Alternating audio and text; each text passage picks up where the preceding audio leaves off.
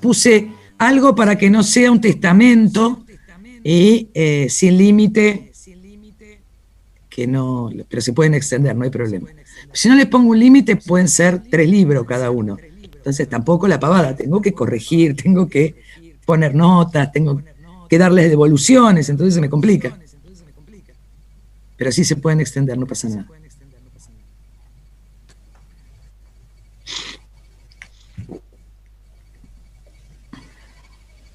Yo más bien, profe, traté de sintetizar un poco para no hacerlo tan largo, no sé, me pareció. No sé si está bien eso también.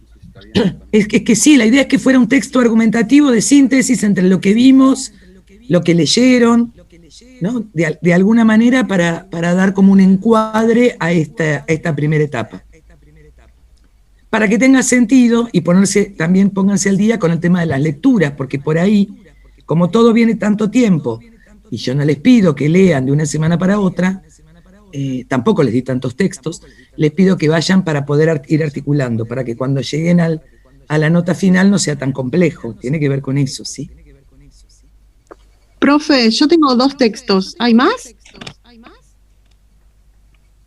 A ver, repasemos. Si mal no recuerdo, yo los tenía anotados. Anata Mires, pero después hay varios PowerPoint también, y hay mucho material de sí. eso. Hay un texto de Ansaldi. Y el otro de sectores populares, el último que mandé.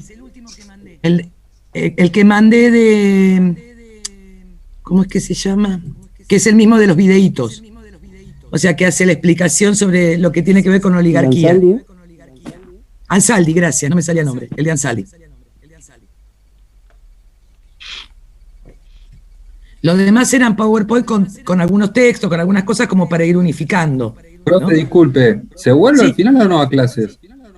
En principio no hay ninguna novedad. Solo las prácticas, hasta lo que sé hoy, que podría haber prácticas presenciales, pero no sé cómo va a trabajar el instituto, eso lo va a hacer cada uno. Es lo que leí en una disposición general, pero no sé cómo lo harán. Hoy tuvimos reunión de personal de sociales, pero los profesores de práctica tenían una reunión aparte otro día, así que no tengo ni idea cómo acordaron. El resto sí tuvimos hoy reunión. ¿Qué decidieron? ¿Seguimos así? No, lo que decidí tenía que ver con el tema de las notas, la vinculación, hasta cuándo.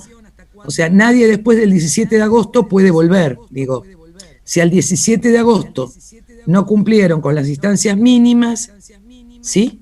Tienen que recursar. Porque hay como una posibilidad de vinculación hasta esa fecha para poder seguir hasta marzo del año que viene. ¿Vieron cómo pasó el año pasado? Entonces, esto es una cuestión que se nos avisó a todos. Y que solo pueden tener mal un parcial porque se recupera uno solo. O sea que el que se revincula, no sé, el 15 de agosto y no entregó el primer trabajo, tiene que aprobar sí o sí el segundo y después rendir el primero antes de terminar el periodo de compensación, que es hasta 31 de marzo del 2022.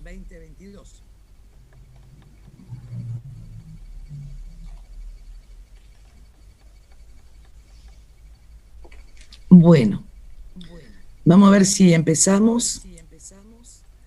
Hola, buenas noches. Hola, buenas noches. Que por lo menos no tenemos, ya están los partidos, o sea, ya no teníamos problema. Hasta ahora veníamos. Buenas noches, profe. Buenas noches. Hola, buenas tardes. Hola, ¿qué tal? Se fue terminando el tema de los partidos, que no es menor. Bueno. Vamos a empezar. Esta reunión está siendo grabada. Bueno, cualquier cosa, si les queda alguna duda para el final, para pensar el trabajo y demás, podemos charlarlo cualquier cosa al final, si alguien tiene alguna duda. En principio, me gustaría, habíamos terminado, ¿se acuerdan?, con el tema de lo que eran estas oligarquías. Y me gustaría trabajar con 2 temas de Centroamérica que me van a servir de base para otras cosas. Una es la idea de la confección o la construcción del Canal de Panamá y lo que implicó en América y el Caribe. Y la otra es la independencia de Cuba. ¿Se acuerdan que yo les dije que había sido recién en 1898. O sea, como para ir terminando con lo que serían los últimos resabios del poder español en América, y de alguna manera, tanto Panamá como Cuba van a ser como posesiones, entre comillas, de Estados Unidos, ¿no? Esta política que habíamos visto que venía avanzando desde el año pasado, al principio de año, ¿se acuerdan? Que había una serie de cuestiones que venían avanzando. Bueno, ahora vamos a ver esto para después poder ver el resto de Nicaragua, Haití. ¿Para qué? Para poder entender lo que está pasando en la contemporaneidad de alguna manera. Si yo no trabajo hoy con ustedes la independencia de Cuba, cuando lleguemos a la Revolución Cubana no tiene mucho sentido si no sabemos por dónde ha transitado este periodo. Y de hecho les voy a enviar después un texto que no entra en el trabajo, sino que será para después, sobre el pensamiento escrito por un historiador cubano sobre el pensamiento de Martí, para trabajar también algunas cuestiones de lo que tiene que ver con el pensamiento antiimperialista y lo que significó en la independencia de Cuba.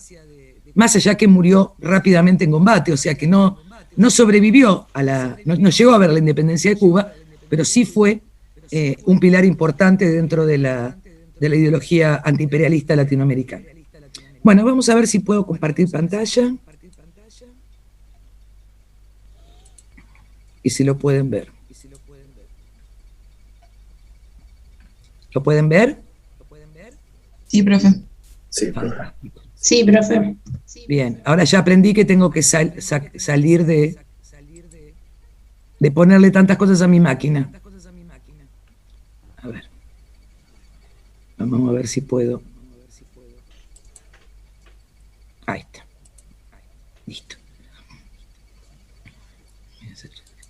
Bueno, en realidad la idea es trabajar con estas dos cuestiones que tienen que ver con el Canal de Panamá, ¿sí? Y lo primero que me gustaría es mostrarles, este es el Canal de Panamá, para que tengan la dimensión, ¿sí?, de lo que significa el Canal de Panamá.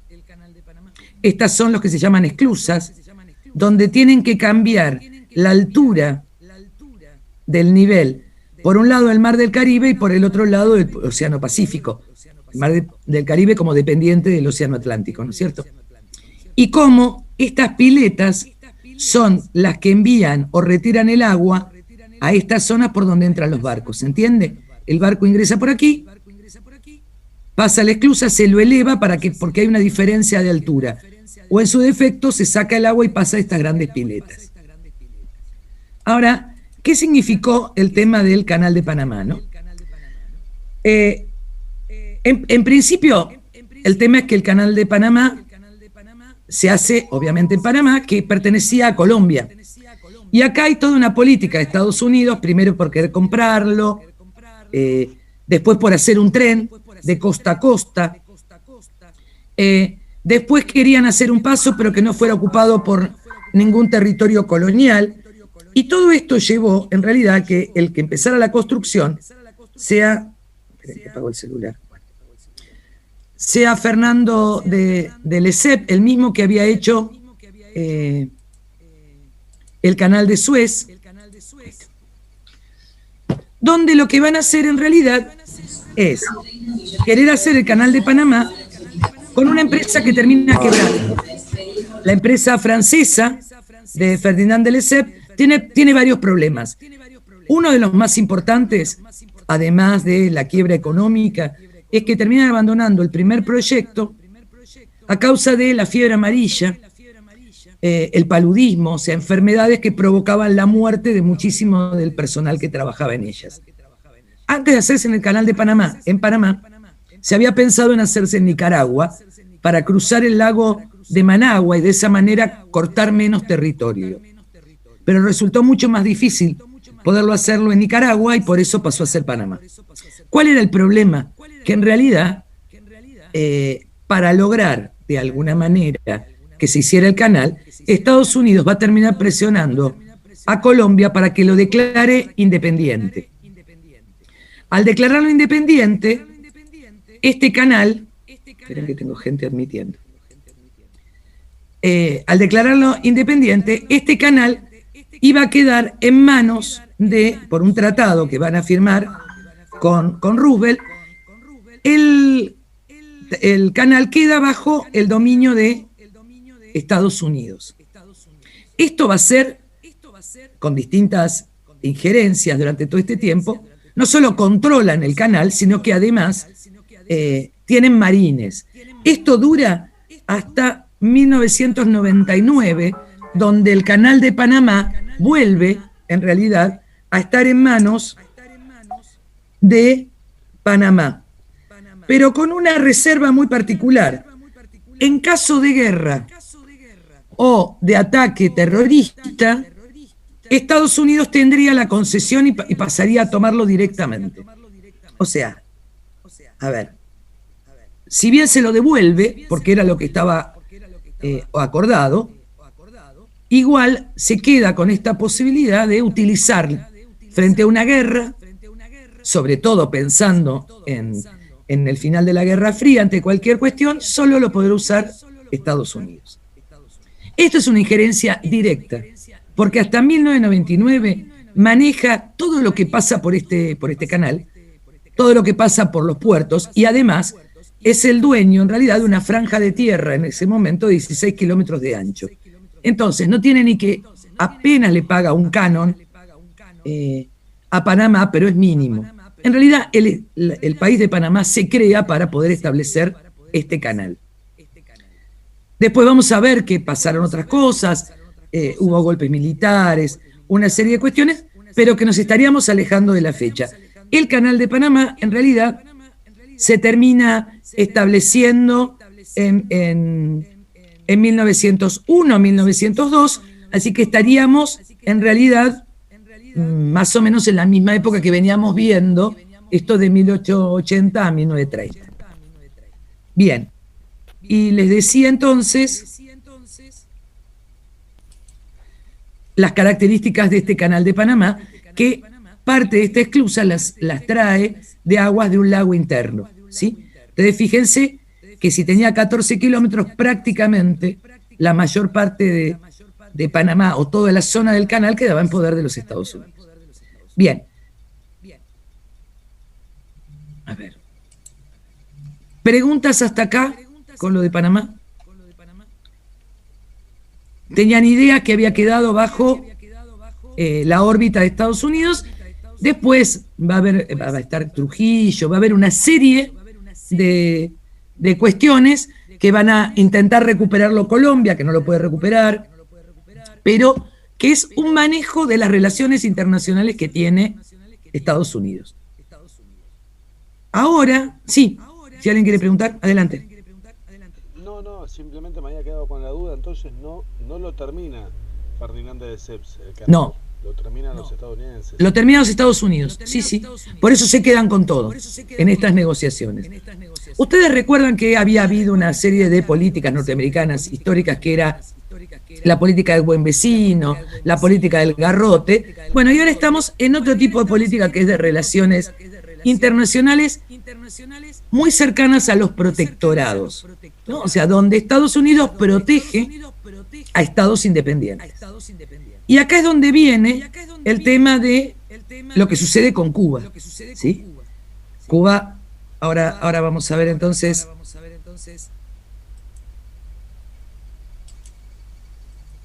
Vamos a continuar con Cuba. Nunca entendí, disculpe la ignorancia, pero ¿por qué nunca no se excavó de costa a costa sin hacer esos piletones y hacer una zanja enorme? Y nunca entendí por qué no. Porque el problema es que la diferencia de la masa de agua, una es más alta y otra más baja. Entonces no podrían cruzar los barcos. Entonces es un sistema de esclusas. Yo pongo, ingresa el barco, ¿sí? Con un nivel de agua. Hay una compuerta. Lleno del otro lado la diferencia de agua en esos piletones. Cuando está al mismo nivel lo elevo para que el barco suba, o sea, sube por el nivel del agua. Y así lo voy haciendo en un par de esclusas para que pase al otro lado porque hay diferencia. ¿Por qué hay diferencia entre los océanos? Entre otras cosas, porque ahí tenemos parte de lo que son las cordilleras, que va desde la zona de Alaska hasta Tierra del Fuego, ¿no es cierto? En esta zona tenemos cordillera, lo que sería parte de la cordillera andina. ¿Sí? ¿Es más alto el Pacífico? El Pacífico está más alto en la diferencia. Entonces tienen que ir equilibrando y a la vuelta lo mismo. Entonces, por eso el sistema de esclusas. Ahora, se siguen usando lo mismo que pasó con el canal de Suez, ¿se acuerdan la otra vez? Que se cruzó un barquito y fue una hecatombe porque no pasaba nada para ningún lado. Bueno, se siguen usando porque sigue siendo el más barato el transporte marítimo que en avión, en semejante cantidad de contenedores. ¿Se acuerdan lo que pasó no hace mucho tiempo? Bueno, acá pasa lo mismo. ¿Sí? En realidad, la única diferencia que podría perder es algo que después vamos a ver en geopolítica, el derretimiento de varios de los hielos del Polo Norte. Por lo tanto, se puede pasar por el Ártico. Y ahí tiene incidencia Estados Unidos al poder pasar por el estrecho de Bering. Entonces, podría pasar por el estrecho de Bering, el Ártico, porque es una masa de hielo, cerca de Canadá y llegar rápidamente a Europa. Porque el problema ¿Por qué le preocupaba tanto a Estados Unidos si tiene la suerte de tener la salida de los dos mares? Porque en ese momento no se manejaba hacia el oriente para el abastecimiento, sino que lo hacían todo desde Occidente. Estamos hablando de 1901, 1902. Por otro lado, prácticamente Oriente estaba en poder de los ingleses.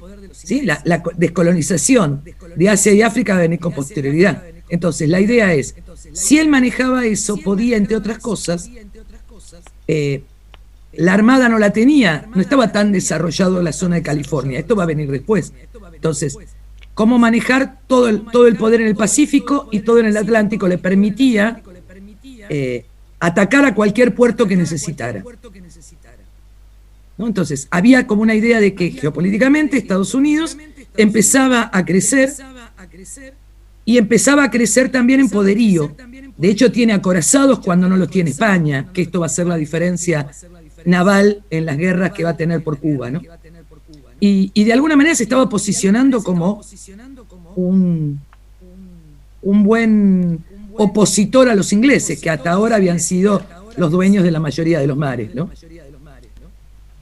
Y esta idea de que todo el continente americano era para ellos, estamos en una revolución industrial importante, ¿sí?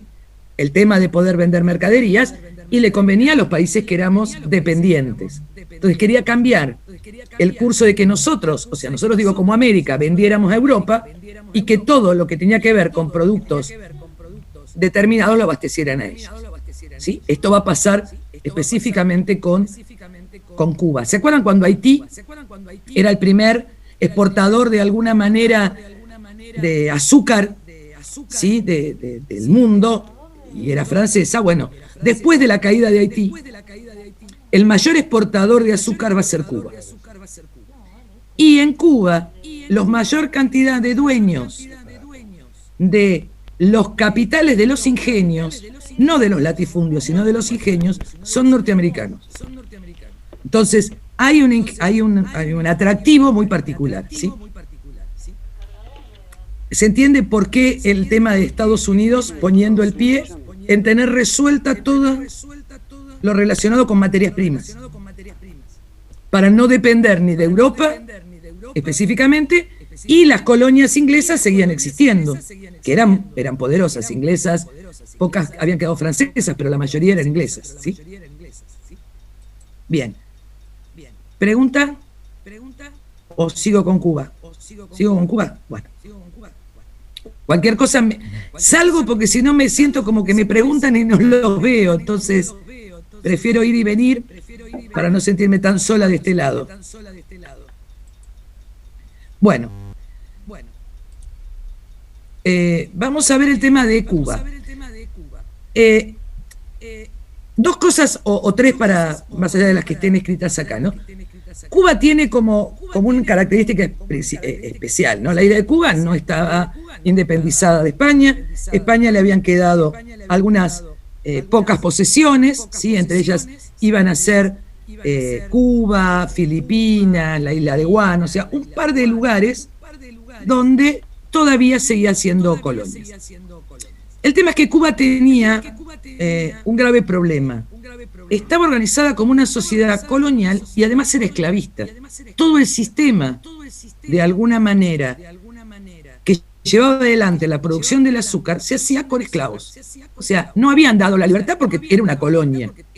Entonces, lo que se había terminado era con la trata de esclavos. ¿Se acuerdan? A partir de 1880, 1870, 1880, 1890, pero digo, no había más trata, no había barcos negreros, pero los que estaban seguían siendo, era muy barato sostener la mano de obra esclavista. Y había quedado en realidad, por eso acá dice que el 43% era de origen esclavo. Y La Habana era una ciudad hipermoderna, tenía el primer ferrocarril. En realidad había muchos intereses norteamericanos desde antes. Entre 1868 y 1878 se declara la Guerra de los 10 años o la Gran Guerra, que va a ser para lograr la independencia. Los dos objetivos eran terminar con la esclavitud e independizar Cuba de España. La guerra es hiper sangrienta porque España sigue mandando tropas, no es que permite perderla, por este tema de el mayor productor de azúcar de América en su poder. En realidad había España lo que manejaba era el tema de el aumento de impuestos, similar a lo que nos había pasado en el resto de las independencias, pero además había un grupo español que no le interesaba para nada romper con esta estructura porque eran los que manejaban la economía, un grupo de criollos que querían modernizar esta economía y salir de la base esclavista y monoproductora y empezar a tener capitales norteamericanos y por otro lado acceder al poder político a partir de un partido político. Esto era así.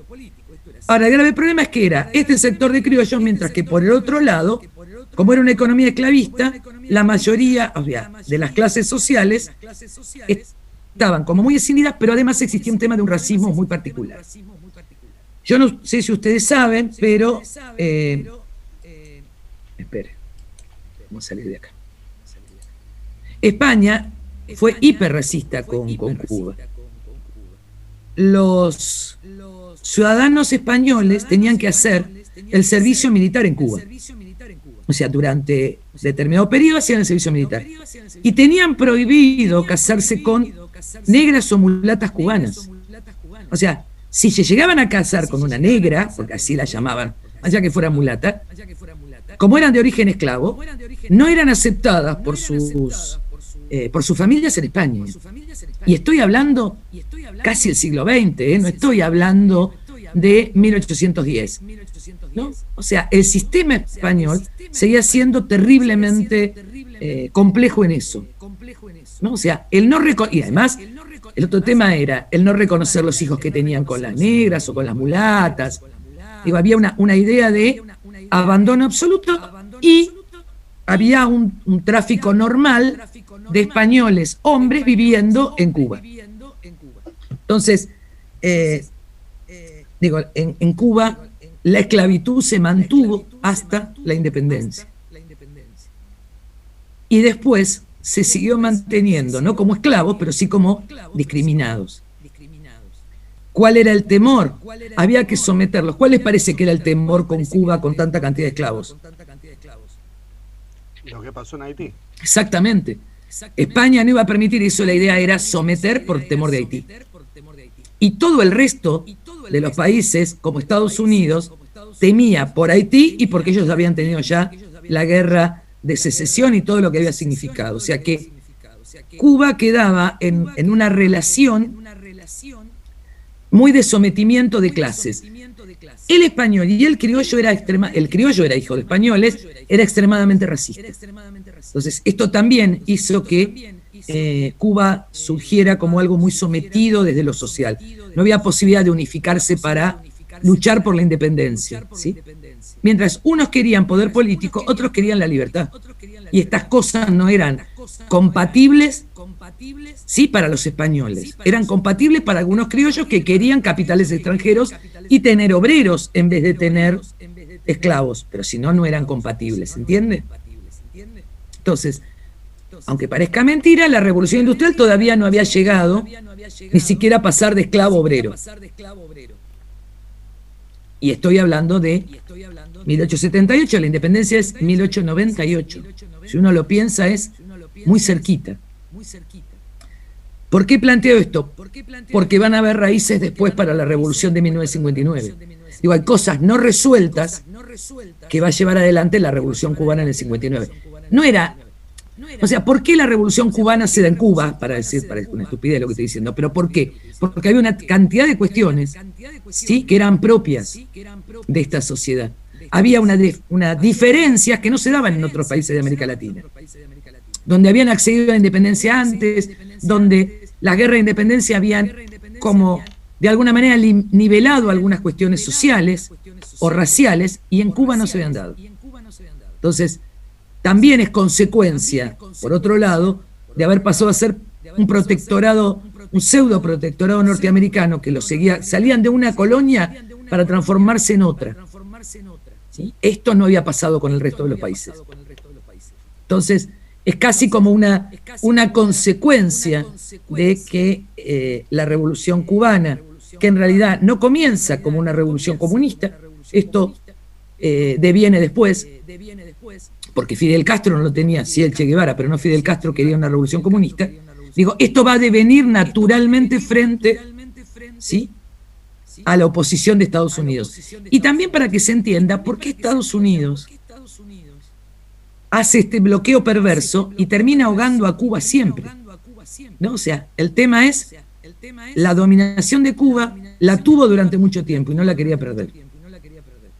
Entonces, me parecía importante que en este periodo poder ver esto para poder después alguna línea de acción de lo que va a pasar en la revolución. De la misma manera que cuando veamos Haití, que nos va a quedar Haití, El Salvador, para ver qué es lo que está pasando hoy, porque está muy relacionado con aquellos orígenes históricos, ¿sí?, y esta idea de que terminaron siendo de alguna manera casi protectorados norteamericanos. Nicaragua, la revolución de Nicaragua, digo, todo lo que hoy anda dando vuelta tienen orígenes históricos en este periodo, donde hay un sometimiento y una idea de no libertades y ni siquiera de poder elegir a sus propios presidentes, ¿sí? Y después la cantidad de presidentes títeres de Estados Unidos, como Duvalier en Haití, Somoza en Nicaragua. Digo, vamos a tener un montón de estas dictaduras que son previas a las dictaduras que nosotros conocemos como más cercanas, que son del 70 en adelante, sino que son en décadas anteriores. Y que van a ser el sostén, de alguna manera, de la Guerra Fría entre Estados Unidos y la ex Unión Soviética. Por eso va a haber como un bloque muy fuerte en esta Centroamérica, y que después termina pagando las consecuencias de inestabilidades políticas que tiene el día de hoy, ¿no? La imposibilidad de formarse como partidos políticos. Bien, ¿alguna pregunta? Profe, entonces en 1898 es que se independiza y después ya inmediatamente pasa a ser protectorado hasta la revolución. No, va a haber un periodo, ahora vamos a ver, va a haber un periodo donde va a estar como protectorado, después va a tener cierta dependencia, y es acá donde le entregan Guantánamo. Ahora vamos a ver que Guantánamo proviene de esta guerra de independencia, y después va a tener, Estados Unidos genera a partir de los marines lo que se llama la Guardia Nacional, y que es de donde van a establecerse, en vez de ejércitos, guardias nacionales, con amparo de las milicias norteamericanas, que después van a llevar adelante a tener todos estos presidentes que dependían lisa y llanamente de los Estados Unidos. Pero durante la revolución, antes de la revolución, el problema va a ser con la cantidad de dictadores que va a tener cada uno de estos países, ¿sí? Bien, bueno, volvemos a compartir así Ya les vi las caras. Estas diferencias que yo les planteaba entre una sociedad y la otra, el tema es que esta primera guerra, bueno, declaran independencia del 68 para liberar a los esclavos, pero en realidad la guerra, o sea, aunque declaren el 68, sigue estando en guerra. Se envían, que este es el grave problema, se envían una cantidad impresionante de tropas españolas a Cuba, donde van a hacer campos de concentración, donde van a masacrar a gran cantidad de cubanos que querían su independencia, y es así como estos 10 años, que en realidad en el 68 hace una declaración de independencia con la guerra, pero inmediatamente en el Pacto de Sanjón se vuelve en el 78 a que el poder de la isla quede otra vez en España. O sea, recién en el 78, una de las cosas que va a suceder, o sea, frente a esto es, en el 70 Cuba queda en realidad bajo el gobierno español y aparecen lo que llaman ellos los grandes patriotas, que van a ser José Martí, Rafael Montoro, y vamos a tener también después a Maceo, ¿sí?, y a Gómez. Y en realidad el tema es que todos pedían cosas distintas. Martí era separatista, y después había algunos otros que querían ser autónomos pero sin separarse de España.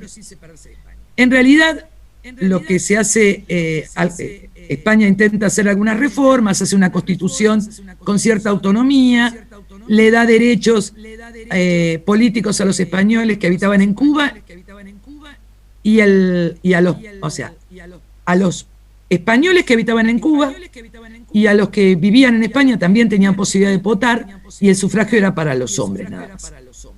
Y la verdad que esto impedía, y es José Martí, que organiza el Partido Revolucionario Cubano, lo que quiere es la independencia, y esta va a ser o por medios militares o por diplomáticos. Se encuentra con otros dos de los patriotas, que es Maceo, que estaba viviendo en Costa Rica, y Gómez, que vive en República Dominicana, y desde Haití lanza una expedición de guerra contra España. Ustedes fíjense que Haití vuelve a aparecer, igual que nos había pasado con Miranda y con Bolívar, pasa a ser como un centro que irradia, más allá que la historia lo oculta, un centro que permite e irradia de alguna manera ideas de libertad frente a esta idea de terminar con la esclavitud. Más allá que la habían terminado, seguía existiendo un trabajo pseudoesclavo. Inician la guerra, Martí muere en el 98, Maceo en el 97, y ahí el problema es que Estados Unidos tiene mucho miedo, qué es lo que va a suceder con esto, porque tienen gran cantidad, yo le decía, de ingenios azucareros, y por otro lado tienen el tema del tabaco, de los famosos cigarros cubanos. Entonces, esta idea es, esos eran capitales norteamericanos. Como sucede siempre con Estados Unidos, ustedes saben que los Estados Unidos siempre entran a la guerra de un país, desgraciadamente, porque les pasa algo, ¿no? Vieron que nunca entraron en ninguna guerra si no los atacan primero, ¿no? Si uno piensa Primera Guerra Mundial, sí, le destrozan un buque que estaba casualmente paseando por el mar Mediterráneo, sí, en el medio conflicto de guerra, y ahí entra la guerra. En la Segunda Guerra es Pearl Harbor, cuando los atacan. Digo, siempre hay un motivo por el cual ingresar. Acá pasa lo mismo. Bueno, acá sucede lo mismo. Va a haber un acorazado. En Vietnam fue una lancha también, ¿no? Exactamente. Siempre se meten para proteger a sus ciudadanos, además, ¿no? Hay toda una política muy particular. Bueno, acá pasó la voladura de un barco alemán, un barco norteamericano que estaba, ¿sí?, en un puerto ahí en Cuba, y que casualmente vuela. Nadie sabe quién lo hace volar, no se sabe, porque por supuesto no lo investigaron, pero ¿a quiénes van a culpar? En realidad, a los españoles, y es ahí donde Estados Unidos le declara la guerra a España. por Cuba, o sea, no es que se la declara a Cuba, porque en realidad sale a apoyar a los revolucionarios cubanos. ¿Sí? ¿Por qué sale a apoyarlo? Porque tiene sus capitales y lo que quiere es que en realidad se separe España. Y es muy interesante esta idea de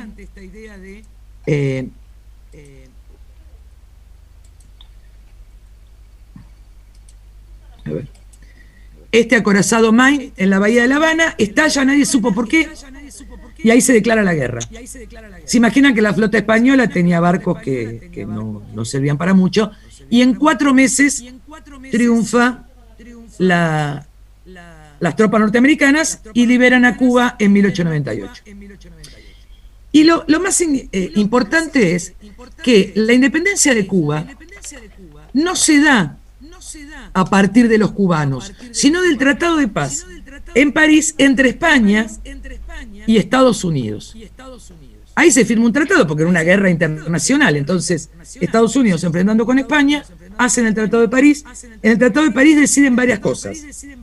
¿Sí? En principio era que iban, entre otras cosas, a declararle como nación independiente a Cuba, pero a cambio de esto le iban a entregar, ¿sí?, de alguna manera como protectorado a Estados Unidos, Puerto Rico, Filipinas y la isla de Guam. O sea, todo lo que estaba en el Pacífico, como protectorado norteamericano. Conclusión, las tropas españolas se van y Cuba queda bajo el mando militar del general Leonard Wood, que va a ser el que va a ocupar durante 3 años a Cuba con el criterio de poder organizarlo, porque no podían solos. Si habían sido una colonia y estaban en guerra de independencia, había que volver ahora a reorganizar. Lo que hacen es una asamblea constituyente porque Estados Unidos dice que tienen que tener una constitución. Y acá viene lo más terrible de esta primera constitución de 1903, que es la que se la llama la enmienda Platt, porque Platt era un senador norteamericano, donde establece, primero, que Cuba no puede firmar ningún acuerdo que permita a una potencia extranjera obtener propósitos navales o militares una parte de la isla. O sea que en realidad nadie se puede acercar a la isla. Que por otro lado, Profe, es como una especie de independencia controlada, por así decirlo. O sea, yo te libero porque te bombardearon, pero bueno, vas a tener que hacer esto y esto y esto. O sea, a ver, ya la enmienda se llama como un funcionario americano, norteamericano. Entonces es que la constitución de Cuba, cuando se hace en 1903, es una constitución como la norteamericana, que tiene enmiendas. El resto de nuestras constituciones no tienen enmiendas. La de Cuba de ese momento va a tener enmiendas igual que la norteamericana. Es una copia. Entonces, no pueden, además no se les permite comprar armas sin autorización de Estados Unidos. No se puede acceder a tomar deuda con ningún banco que sea norteamericano. No pueden hacer esto de tratados internacionales.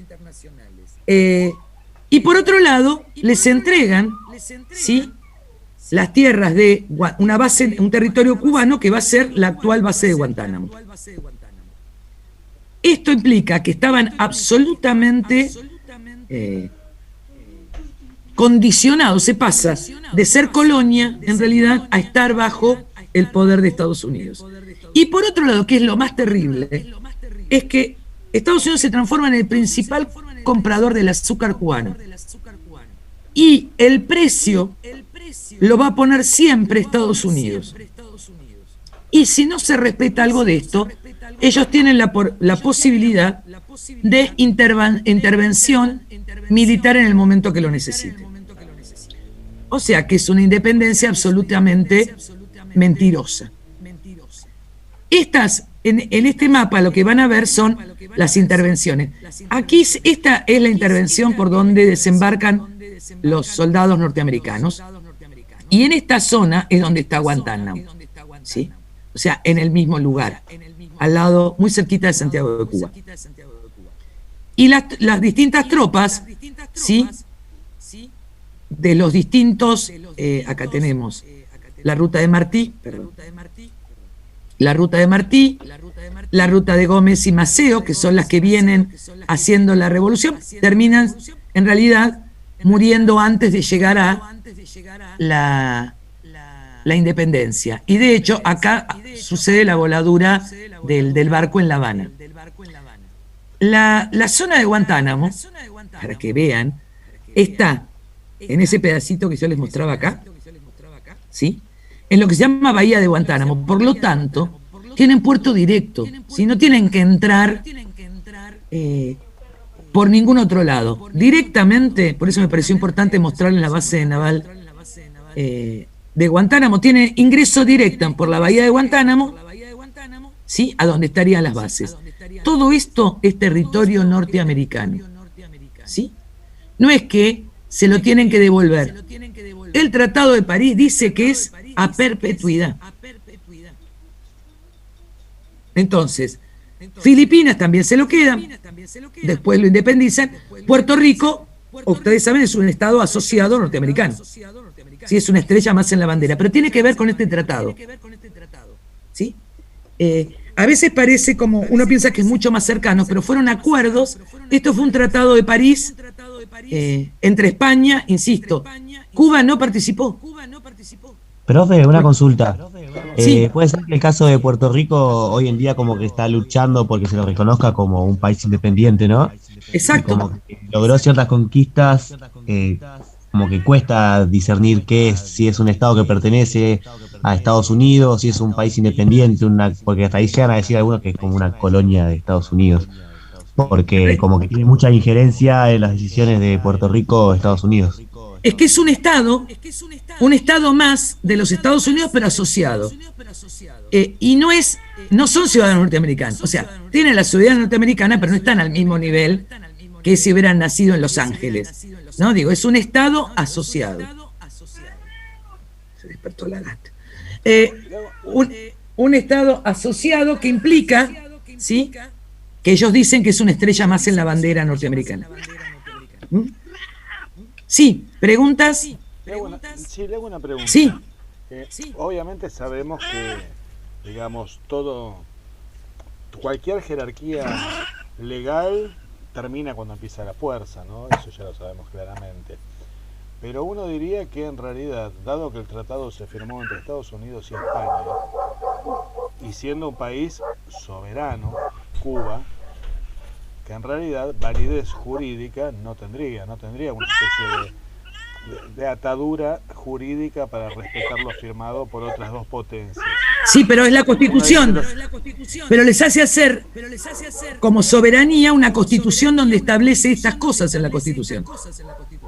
Claro, pero también, o sea, uno piensa que los tipos no la han cambiado, no porque no han podido, porque de hecho en Cuba han hecho y deshecho, sino porque calcula que es un límite que no puede pasar, se me ocurre a mí. ¿En relación a qué? Que todavía existe Guantánamo. Ah, en relación a Guantánamo. Guantánamo. Sí, sí. A eso me refiero. O sea, porque si no, lo podrían haber eliminado fácilmente, digamos, tanto de la Constitución como de la isla en los papeles. No, seguro. Después tenés la posibilidad de que Estados Unidos te invada y te diga, bueno, mira, no me querés hacer caso, ya que te ayudé, te ataco, te conquisto de vuelta. ¿Qué sé yo? Bueno, de hecho, Estados Unidos intervino Cuba. Claro, en Playa Girón también después, una vez que se había hecho la revolución. Claro, pero de hecho, antes de eso, Estados Unidos intervino Cuba en 1907, en 1912 y en 1917. Mandó tropas de intervención porque había problemas con los gobiernos. ¿Cuál era el problema de los gobiernos? Que querían cobrar el impuesto al azúcar. O querían cobrarle impuestos o poner el precio del azúcar. Entonces, digo, para decirlo vulgarmente, ¿no? Cuba terminó estando anexada a los Estados Unidos hasta el 1 de enero de 1959, que se declara la revolución cubana de Fidel, Cienfuegos y el Che Guevara. Digo, hasta esa revolución siempre estaba asociado y dependía de los Estados Unidos. Y no era que era mentira de esto, de que decían que era un prostíbulo de los Estados Unidos. En realidad era un lugar donde se permitía absolutamente todo en Cuba. O sea, Estados Unidos manejaba a su gusto y tenía títeres que manejaban el gobierno a su gusto. una de las cosas por ahí que son importantes, y por eso la reivindicación sobre Martí, es esto de que el verdadero héroe de la independencia va a ser Martí, que es el que propone, entre otras cosas, no solamente la libertad, la autonomía, sino esta idea de unirse en una unidad latinoamericana, ¿no? Vuelve a repensar y dice muchísimas cosas de aquel Congreso de Bolívar, ¿no? Esta única manera de enfrentarse, porque además es antiimperialista, y es desde donde surge después esta doctrina del antiimperialismo muy fuerte en Centroamérica, porque en realidad están sometidos, toda Centroamérica está sometida a Estados Unidos. ¿Por qué? Porque tienen este monocultivo y tienen el manejo de sus capitales. Empiezan a determinarle hasta la moneda. O sea que no tienen independencia absolutamente para nada. Las presiones económicas son la herramienta también, ¿o no? Exacto. Pienso en Haití con el tema del cultivo de arroz. Estados Unidos en un momento cuando Haití estaba produciendo bastante arroz y exportando bien y como empezando a levantar cabeza, Estados Unidos abarató el costo del arroz a un punto que lo fundió prácticamente. Exacto. Ahora, ¿cuál es el temor de Estados Unidos? Tiene que ver con dos temores. Uno es el económico, ¿sí? El que nadie se meta en donde yo pongo los capitales o donde yo tengo los intereses, y por otro lado después es todo el tema de la Guerra Fría. O sea, lo ideológico aparece como un punto absolutamente importante, ¿no? O sea, el temor, ustedes piensen que Cuba es, durante la Guerra Fría, está en el medio, ¿sí? Muy cerca de Estados Unidos, en el centro de América, y ahí podía haber tropas y bases soviéticas. Esto era un tema. Esto también se responde con Vietnam, ¿no? O sea, o Corea, digo, la idea de ir a poner bases norteamericanas en ex colonias, ustedes lo van a ver, en ex colonias francesas, porque cuando va a Camboya, por ejemplo, a Vietnam y en Corea, en un momento habían sido colonias francesas, y ellos van de alguna manera a defender el mundo y la libertad. O sea, es como un juego de piezas donde se van poniendo. Además de lo económico, hay un tema de hegemonías, o como se dice en geopolítica, hegemones, que van a ser, por un lado, Estados Unidos, y por otro lado va a ser en ese momento la Unión Soviética, donde el mundo estaba dividido entre este y oeste, no había otra posibilidad. Y Cuba, enclavada en el oeste, era un grave problema para los Estados Unidos, porque además lo había dominado todo el tiempo. ¿Sí? ¿Preguntas?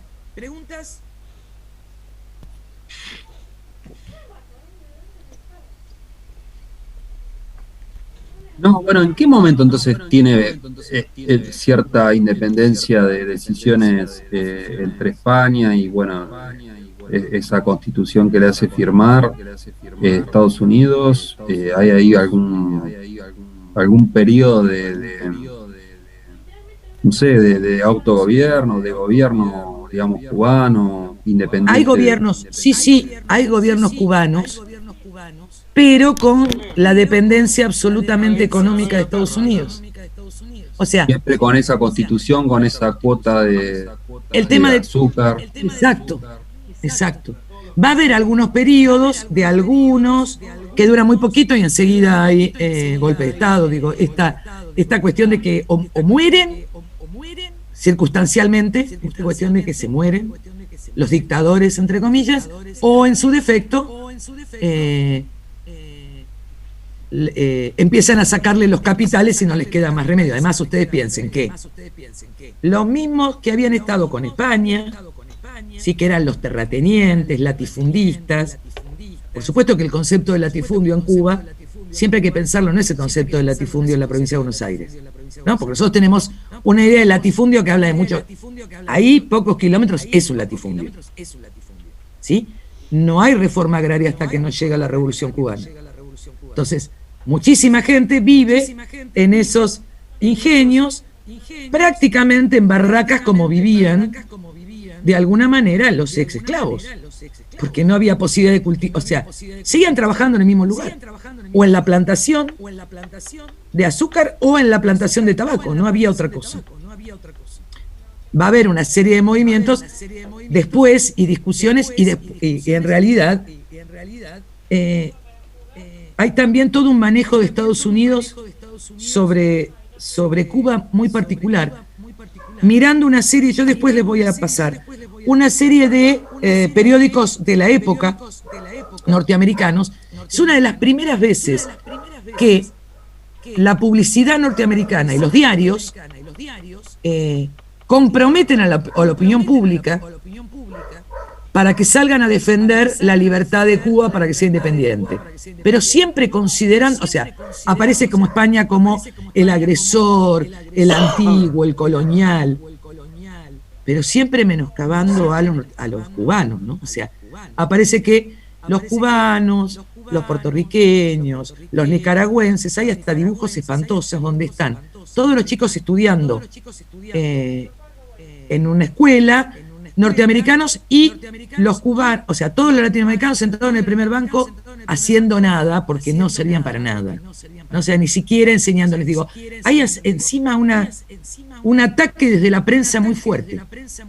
Donde... Profe, además creo que desde siempre se tiene un poco esto de que Estados Unidos es el salvador, que Estados Unidos siempre va a salvar a los países más chicos. A ver, se ven las películas, se instala, bueno, ahora que usted lo está diciendo, este pensamiento de hay que ayudarlos porque si nosotros no los ayudamos, nadie los ayuda, nadie hace nada por ellos. Y creo que está un poco este sentimiento de, bueno, nosotros como norteamericanos, como estadounidenses, tenemos que ayudar a los que son más chicos, pero a condición de esto y esto y esto y esto. Y en cuanto a lo que Alexis decía, que me quedé pensando en el tema cómo no pudieron recuperar Guantánamo, si en realidad no se pudo recuperar en el momento del inicio de la Revolución Cubana, es porque en realidad no habían atacado ningún interés, eran las empresas, pero no tierras norteamericanas. El problema de haber hecho un copamiento a Guantánamo podía generar el tema de una invasión abierta. Fue la de Bahía de Cochinos el intento, pero digo, tampoco le tocaron territorios, como si le hubieran tocado la embajada, pero es peor, porque esto era a perpetuidad. Digo, si no lo pudieron hacer en ese momento... Usted dice es como que le daban un justificativo legal. Exactamente. Porque después todo lo demás sucedía de facto, pero eso, digamos, hubiera sentado un precedente jurídico. Sí, porque además estaban entregadas a perpetuidad. Entonces no podemos sacarle tierras a otro. O sea, profe, igual me parece raro igual lo de la Revolución Cubana, digo, vamos a ser sinceros, ¿no? Una isla pequeña con una superpotencia que con 40 tipos y una lanchita lo hayan sacado a Estados Unidos, no sé, me cuesta entenderlo, la verdad. Me parece que alguna otra política habrá girado a Estados Unidos para decir no lo bombardeo y listo, porque se ha enfrentado a cosas peores, me parece, ¿no? Sí, pero siempre que el poder popular salió a las calles, Estados Unidos se retiró. Digo, si pensamos en cualquiera de las revoluciones, cuando las bases ¿sí? ya no pueden, porque tenían que justificar masacres. O sea, Estados Unidos gana guerras más cercanas a lo diplomático que a lo militar. Piensen en todas las guerras norteamericanas. Digo, tiene mucho armamento, pero no podían haber perdido Vietnam. Digo, cuando el pueblo se le subleva, ahí se le termina, que tiene que ver también con la opinión pública norteamericana, ¿no? Esta idea de cuando empiezan a masacrarse los soldados en maneras terribles, ahí se van. En Afganistán pasa lo mismo. Estados Unidos. Además está la Unión Soviética, profe, detrás también. Sí, pero más allá de o sea, aunque hubieran puesto tropas, digo, soviéticas, que en realidad no ese es el tema, el problema es cuando hay sublevaciones populares. Y la Revolución Cubana, ¿sí? Hubo una sublevación porque estuvieron, como pasó en Nicaragua en el 79, de la derecha a la izquierda se pusieron todos de acuerdo en contra del gobierno de Somoza, desde Chamorro hasta Ortega. Digo, y Chamorro era la última ultraderecha porque era la esposa del dueño del diario Como si fuera La Nación, digo, era la ultra. Sin embargo, frente a determinado momento, lo que diría en algún momento Gramsci, se transforma en el bloque histórico, ¿no? O sea, de alguna manera, inmediatamente se organizan en contra del invasor, ¿no? Porque esto también es un tema. Pero esto es una cuestión personal. Yo estoy convencida de que cuando los pueblos se movilizan es muy difícil, excepto que terminen en masacres, dominarlos por completo. Digo, el poder popular hace que tengan, o sea, Estados Unidos quedaba muy mal parado si masacraba, ¿sí? Claro, aparte de quedar mal parado, vamos a imaginar que efectivamente se carga el 80%, 90% de la población de la isla. ¿Qué le queda? Un pedazo de tierra que no sirve para nada. O sea, ¿a quién va a llevar a la isla a trabajarla? ¿Qué persona va a ir voluntariamente a trabajar como esclavo? Necesitan a los esclavos que están ahí. No, porque además también tiene que ver con esto que decíamos recién. Si ellos son los salvadores de tanto, ¿cómo los salvadores van a aniquilar a todas las personas que están en ese país? Pero a ver, esa imagen de salvadores la usan o la desusan a su gusto, pero me refiero, vos no podés erradicar completamente una población, porque el lugar pierde todo sentido económico. Pero claro, pero digo, en Malvinas lo viste, movilizaron un montón de digo, qué sé yo, de naves, que Malvinas, todo te lo toman en 2 segundos, o sea, bueno, pero, me parece Cuba. Lo que pasa es que mandaron 40 cubanos instruidos, ni siquiera eran soldados americanos.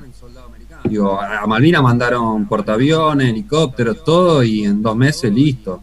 Pero también era otro contexto, ¿sí? En Malvinas, Margaret Thatcher necesitaba, sí o sí, recuperar el poder. Margaret Thatcher tenía, porque la gente no se acuerda, pero en el 82, tenía en paro a la mitad de la población, ¿sí? No hace falta matar el 80%, digo, con 600 tipos que levanten la mano y digan, listo, ya está, izamos la bandera y ya está. O sea. La sociedad, pero el tema es... No, mira, en Playa Girón, sí. Por ejemplo, en Playa Girón, que decían que el Che armó decía más o menos 2 millones de tipos. O sea, imagínate que estaba todo el pueblo armado. O sea, me parece que viene por esto que decía la profe. Yo no la creo eso. Bueno, es una cuestión de creer o no, bueno, ahí ya... No, pero es una cuestión, no, Facundo, pero es una cuestión, ¿qué armamento va a tener? O sea, imagínate un portaaviones que te mandan... Está bien, pero... 10 casas que lo ves dando vuelta por ahí, te bombardean desde el mar, ni siquiera bajan tipos, te bombardean desde el mar y el tipo con fusiles con 2 millones de tipos usados. No es esa guerra no es una de por cuestión persona. No, está bien, pero yo lo que veo es lo simbólico del apoyo. O sea, si vos tienes todo el país en contra de eso, no es que es un ejército contra otro ejército y el que gana a lo demás le es indiferente. Parece que había todo... No creo que sea tan sencillo. Es la misma lógica de las invasiones inglesas, es la misma lógica de cuando el pueblo sale a la calle en defensa de y se pone en contra de un gobierno impuesto desde afuera, es más difícil, no es lo mismo que hacer una guerra y bueno, sacamos a los malos y listo. Que ni siquiera... el tema del mercado. ¿Cómo haces una revolución? Claro, ¿cómo haces una revolución sin apoyo popular también? Es lo mismo, o sea, en sentido inverso, más allá, sacando el ejemplo concreto de Cuba, ¿cómo haces una revolución sin apoyo popular? Es imposible. Entonces tampoco podés hacer una invasión en contra del pueblo, porque también es imposible, por más que mates a todos, digo, lo podés matar a todos, sí, pero no es la... Yo creo que con los tratados hace mucho más que... Meter económicamente y tener un control sobre la política en donde la democracia te permita cíclicamente tener dominada una cuestión desde la toma de deuda, tener control sobre la política local. Y listo. No necesitan ellos tener que sea propio, ningún país de hecho de Centroamérica, salvo el caso de Puerto Rico, que es un estado asociado, es parte de Estados Unidos. Sin embargo, sabemos lo que es Centroamérica para los Estados Unidos. Es la doctrina Monroe, es lo mismo, es América para los americanos. Según ellos, es de ellos. Por más que gobierne el pueblo sea soberano, que vayan a elecciones y voten. La intención es dominar económicamente y políticamente poder condicionar. Esa es la idea. Es lo que hacen en todo el resto de América, menos en Cuba.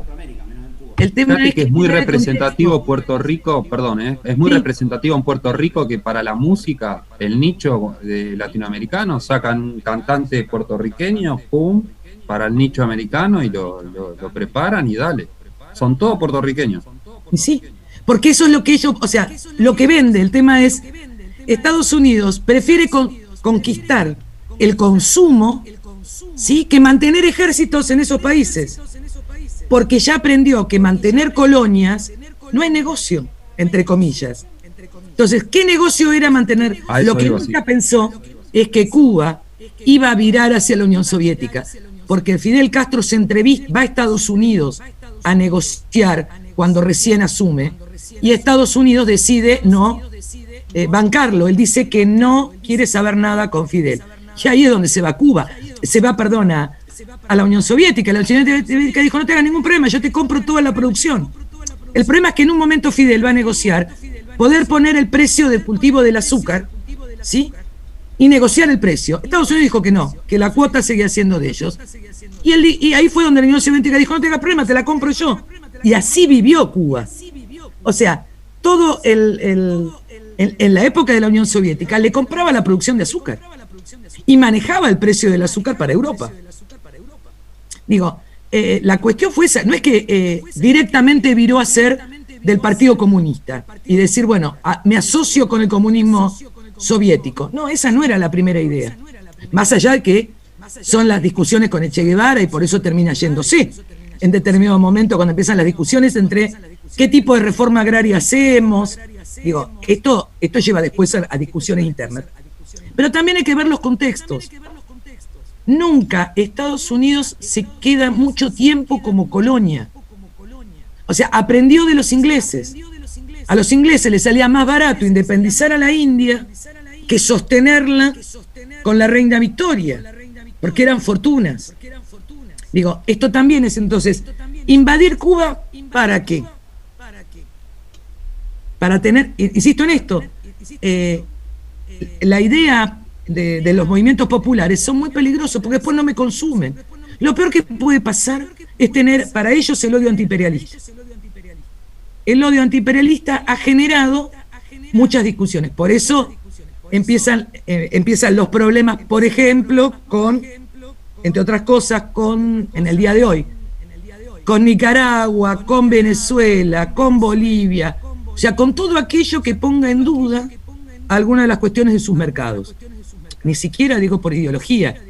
Yo creo que ni siquiera es un problema que el neoliberalismo le importa tener poder político, sino poder económico.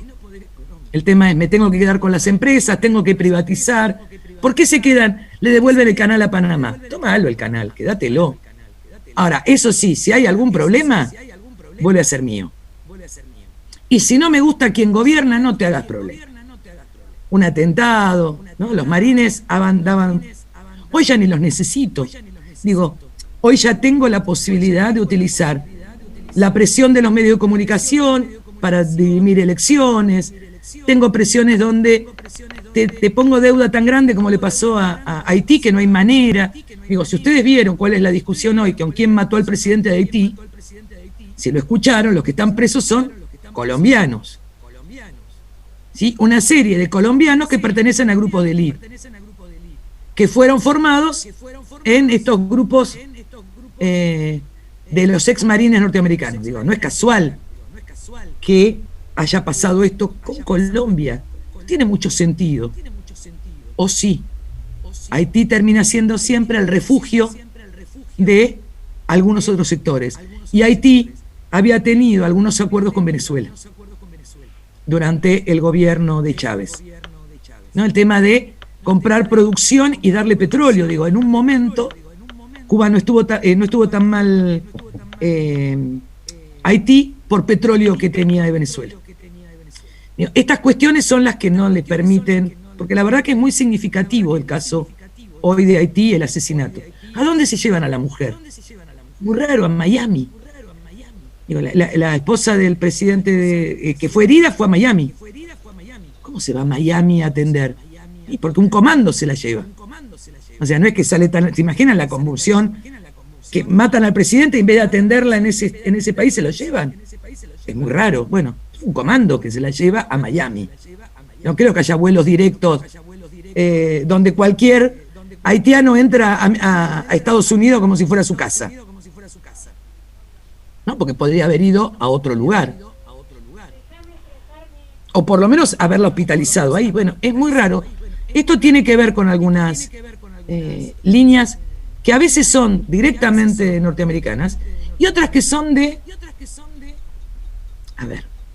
sus segundones norteamericanos, ¿no? O sea, determinados sectores en determinados países que se creen que haciéndole de segunda a Estados Unidos después le va a dar ventajas. Y Estados Unidos en ese sentido es muy particular. Se ha matado a sus propios presidentes. Digo, si había que sacarse de alguien encima como a Kennedy, se murió. O sea, alguien lo mató. Y eso sí que yo no me lo creo, que el señor compró el arma, ¿sí?, por correo y lo mató y nadie se enteró de que podía ser asesinado. Eso pasa en la película nada más. Digo, está la CIA. Si se mata a un presidente en Estados Unidos, pueden matar a un presidente en cualquier lugar, ¿no es cierto? O sea, no es habitual que se maten, no sé, en otros países. En Estados Unidos no es casual que existan magnicidios. De golpe aparecen muertos. Desde Lincoln en adelante ha habido varios presidentes asesinados. O con muerte dudosa o alguna cuestión particular. Las Torres Gemelas. Es todo muy... es difícil, digo. Es posible de pensarlo. Yo quiero creer que no... Que eso fue terrorismo, ¿no? No puedo pensar que hayan hecho esas cosas. Digo, me cuesta pensarlo, pero me cuesta. No digo que uno no pueda dudar de algunas cosas. Profe, también como que para mí con el Caribe tendemos, es muy difícil penetrar en la mentalidad caribeña. Desde acá, desde estas latitudes, es como, no hay nada que nos resulte familiar, por así decirlo, en cómo se da la política. La realidad es que la política, estamos acostumbrados a una política en Sudamérica, por lo menos acá en Argentina, qué sé yo, en Uruguay, en Brasil, tenemos como una cierta costumbre, si bien hemos tenido miles de dictaduras, tenemos como otras costumbres democráticas o algunas ideas, qué sé yo, acá los candidatos, por más que incluso en las dictaduras, digo, los candidatos, mismo los dirigentes políticos, muy raro. En general los asesinados son de base o mártires que decidieron dejar el cuero, ¿no? Que también están. Pero uno ve la cantidad impresionante de muertos en Colombia, de dirigentes políticos muertos desde los 80 para acá, siempre en democracia. Ahora, los hace al primero que asoma la cabeza, lo pasan a valores. Y eso nosotros no lo tenemos, no forma parte de nuestro universo, no forma parte de nuestro imaginario de lo que es la política. El terror que genera, digo, meterte en política cuando sabés que te pueden asesinar, digo, real, tener la posibilidad concreta. Nosotros tenemos incluso miedo o quedan ciertos miedos desde la dictadura de meterse en política como militantes de base. Y después de tantos años, imaginemos, no podemos ni imaginar eso, digo, estamos muy lejos de esa manera de concebir la política, muy lejos. Y creo que tiene que ver con esto, por eso les traía esto, ¿no? O sea, cuando nosotros en 1912 estamos discutiendo si partidos políticos al estilo francés, porque está así, la Unión Cívica Radical está formada en el estilo francés, la discusión entre las cámaras que tenemos de diputados y senadores al nivel de los ingleses, ¿no? Entre los Tory y los comunes, o la de los Lores y los comunes. Digo, nosotros ideológicamente miramos en América del Sur más a Inglaterra y a Francia, porque la relación directa económica venía de Inglaterra y Francia. Centroamérica fue dependencia, fue como una colita de los Estados Unidos. Digo, México es el que, ustedes vieron lo que le costó la Revolución Mexicana y cómo termina, porque recién hasta Cárdenas en el 34 va a seguir siendo lo mismo. O sea, las luchas internas tiene que ver también con este poder de Estados Unidos en generar otras cosas. no generan tecnificación de mano de obra, no hay una idea de educación como sistema de ascenso social en Centroamérica, es muy difícil. Digo, no es habitual que cualquiera vaya a la universidad. Esto no es lo normal como puede pasar, por lo menos en la Argentina, ahora en Brasil, en Chile no sucede, pero digo, de alguna manera esta idea de que la élite no solamente iba a estudiar, pero porque tenemos como, más allá de todo lo que nos haya pasado, como 50 años de democracia antes que ellos, para decirlo de alguna manera, con idas y vueltas. Y donde ni siquiera los gobiernos militares se pueden sostener durante mucho tiempo, ¿sí?, los propios golpes de Estado. Porque la Argentina lo sostiene, pero cuando deciden hacer una guerra era porque se le caía todo. Digo, el 30 de marzo del 82 es más fuerte que el 2 de abril del 82. Digo, deciden hacer eso porque el 30 de marzo había estallado el país. Que coincide con lo que yo decía antes. Margaret Thatcher tenía en paro absolutamente a todas las zonas que eran mineras, al punto tal que ustedes saben, supongo que saben, el grupo U2 es el formulario de desempleo en Inglaterra, y es el grupo que le ponen ese nombre porque es el formulario de desempleo. Y en ese momento habían muerto de hambre, en huelga de hambre, Bobby Sands y un grupo, sí, de irlandeses. Entonces, Margaret Thatcher estaba en el medio de una crisis política que le vino de maravillas la guerra para sostener una unidad nacional. A veces a mí me queda la duda, por supuesto que uno no puede saber, si esto también no fue algo que le vendieron a los militares argentinos para decirle vayan a la guerra que no pasa nada, cuando en realidad les servía tanto a Margaret Thatcher como a Reagan, que tenía graves problemas de desocupación. Digo, era un mundo diferente. Nunca vamos a saber en esta cuestión de órdenes. Pero... Sí, pero también Perdón, ¿no? Hola, buenas noches. Sí, hola, ¿qué tal? Bien, todo bien. También hay que ver que los militares de acá, bastante cabeza dura también. Porque cuando los peruanos, los bolivianos, los mismos cubanos le dijeron, escúchame, tengo mi mismo Fidel, dijo, si querés te doy el radar, te muestro el mapa por dónde vienen y por dónde andan, es más, hasta qué tipo de café están tomando, y los otros ni 5 de bolilla le dieron. O sea que, es todo medio como tirado de los pelos también, ¿no? O sea, es un poco y un poco, me parece. Y lo de YouTube fue en la misma época que hicieron lo del Sábado Sangriento, que hicieron una canción inclusive, que es en esa misma época. Porque es la muerte por huelga de hambre de los mineros, ¿sí? Que es este señor Bobby Sands y sus seguidores, que eran los sindicalistas, y que bueno, hacen huelga de hambre porque estaba estallando. Digo, los que saben mucho más de música saben que es el surgimiento en algunos momentos del punk muy fuerte, porque tienen que ver como la ruptura contra este orden de la monarquía y de Margaret Thatcher, que es como la derecha más grande que tiene. O sea, la vuelta del liberalismo o el neoliberalismo más fuerte junto con Reagan, ¿no? Y los militares argentinos, en realidad, es difícil pensar que hubieran podido pedirle algo a Cuba. No se lo podían permitir, más allá de que los militares argentinos, de toda la cantidad de asesinatos y de desapariciones, con las que menos hay es con el Partido Comunista, porque el Partido Comunista de la Argentina en un momento aceptó el golpe de Estado. Digo, hay como una idea de pensar que había que salir del peronismo y de la guerrilla, y el PC argentino, que durante mucho tiempo fue prosoviético. Digo, vieron que hay PCs que pertenecen, bueno, el argentino en esa época era prosoviético, de alguna manera es el que tiene comparativamente menor cantidad de desaparecidos que otros partidos políticos, por ejemplo. Y sus locales fueron cerrados, pero no fueron la persecución como hacia el PRT o montoneros o peronismo, digo, hubo como otras cuestiones. Pero insisto en esto, cada vez que veamos una etapa tenemos que ver qué está pasando a nivel internacional, ¿no?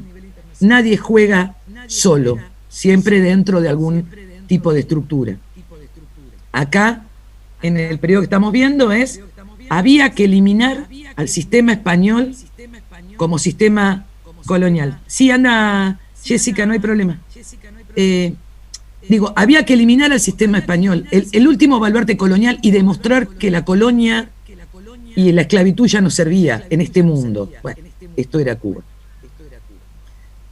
Y por otro lado, me parece importante también entender por qué ese odio hacia los Estados Unidos, ¿no? O sea, no es que es de la nada, y por qué Martín lucha y dice, no quiero la independencia si me la va a dar Estados Unidos. Porque paso de una dependencia a otra dependencia. Y por eso, siendo un poeta y un escritor, termina yendo al frente de las tropas, ¿no? Pero bueno, nada. Quedó más en el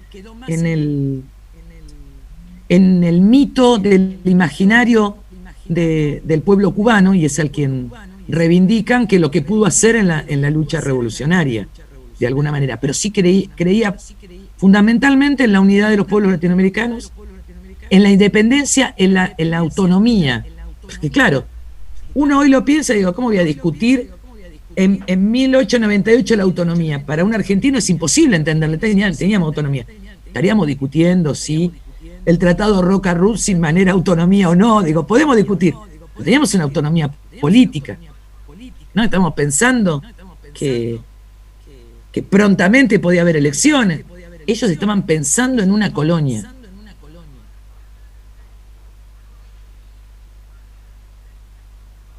Oficiales españoles a masacrar a los cubanos. No digo, porque no es que venían, lo seguían, o sea, si no se hubiera metido Estados Unidos, seguramente hubieran seguido en manos de la colonia española. Pasa que, bueno, Estados Unidos interviene y dice, se acaba el sistema colonial, muchachos. Necesitamos mercados, necesitamos un montón de cosas más. ¿Preguntas?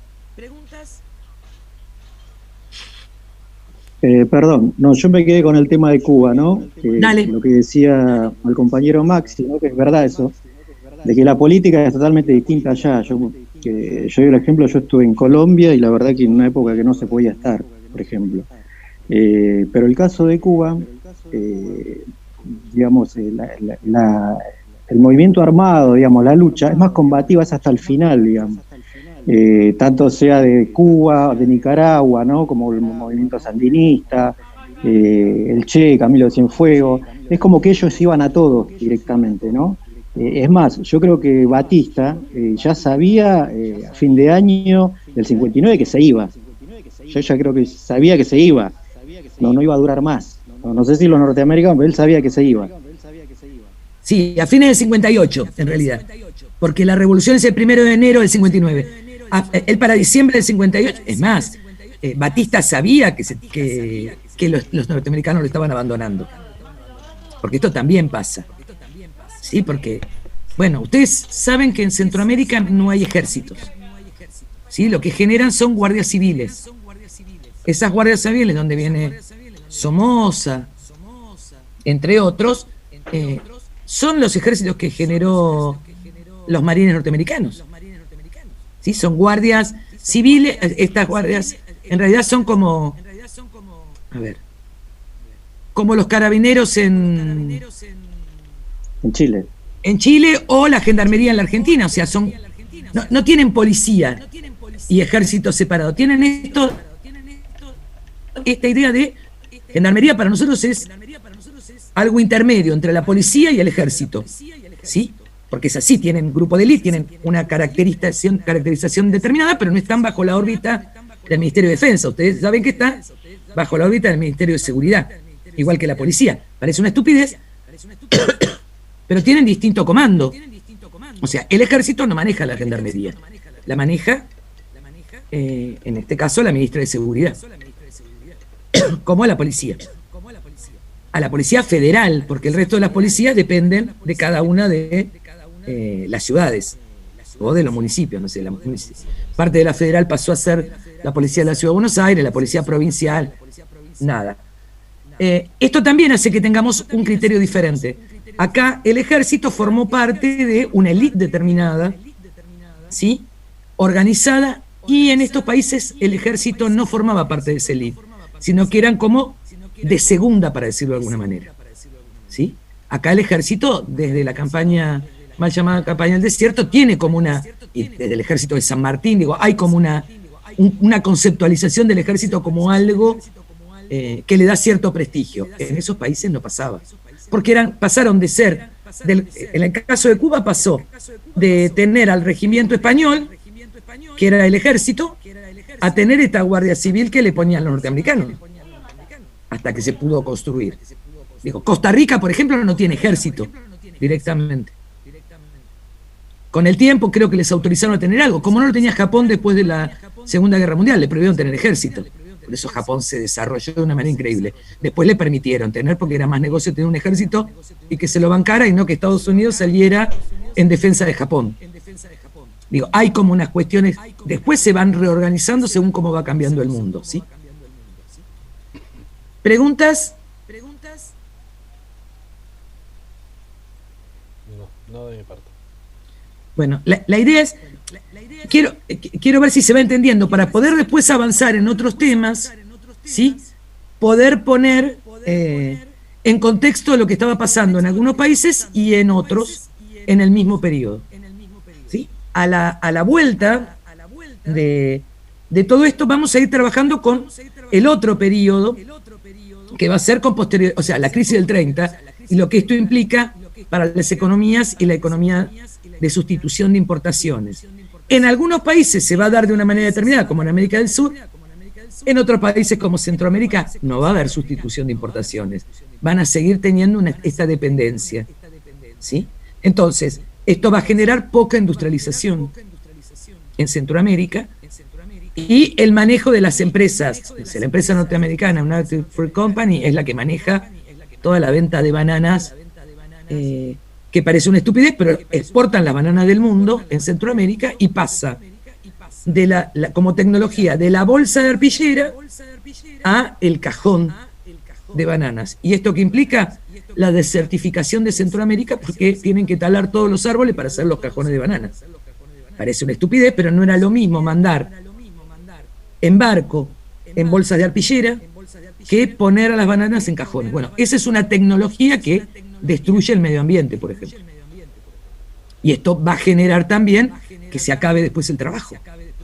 Y que esos monocultivos y monoproductos hizo cuando nadie más se los compraba, o empieza la exportación de bananas de Colombia o de Brasil a competir, esos países se queden sin mercado, de alguna manera, porque se ponen capitales en otro lado.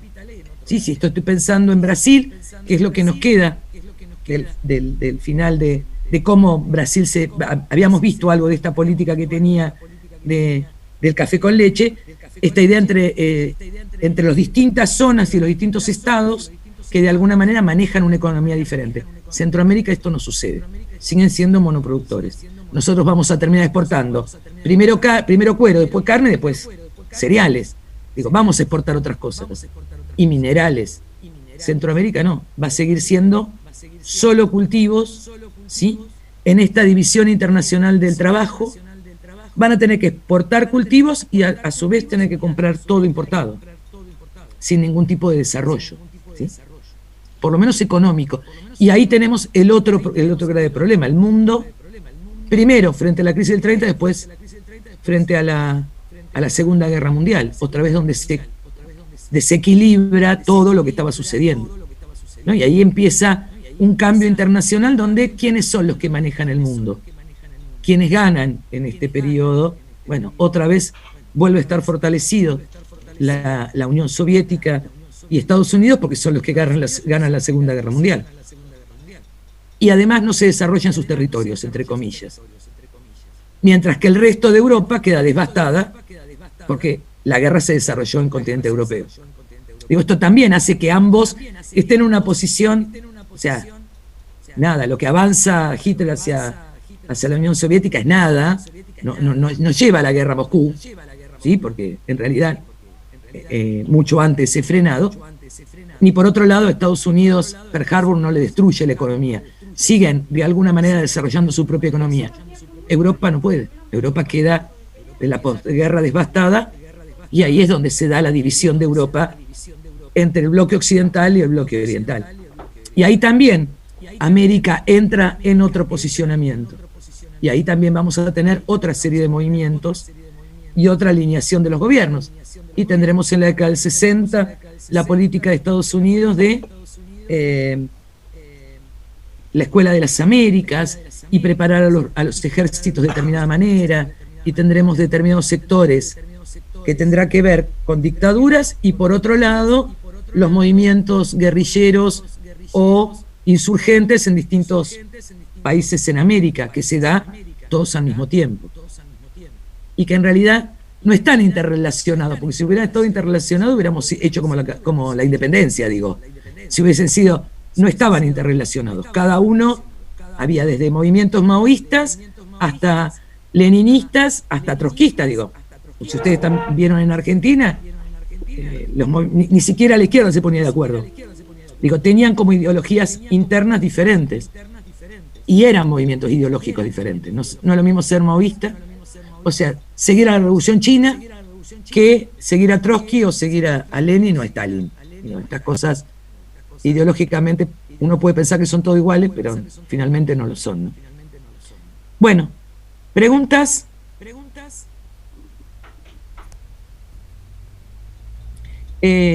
Les voy a pasar para que lo lean con tiempo lo de Martí, porque me parece, a Martí se lo nombra, pero por ahí no siempre se lee algo. En realidad es un historiador cubano que está reconocido internacionalmente y que explica cuáles son los pilares de la ideología de Martí, ¿no? Porque a veces vieron que se toman ideologías sin saber qué es lo que escribieron ellos, ¿no? Así que bueno, la idea es para tenerlo como una fuente. De la misma manera que se acuerdan que la otra vez les pasé lo del texto de la escuela paraguaya, de cómo los chicos paraguayos aprendían la guerra de la Triple Alianza. No hay problema, Diego.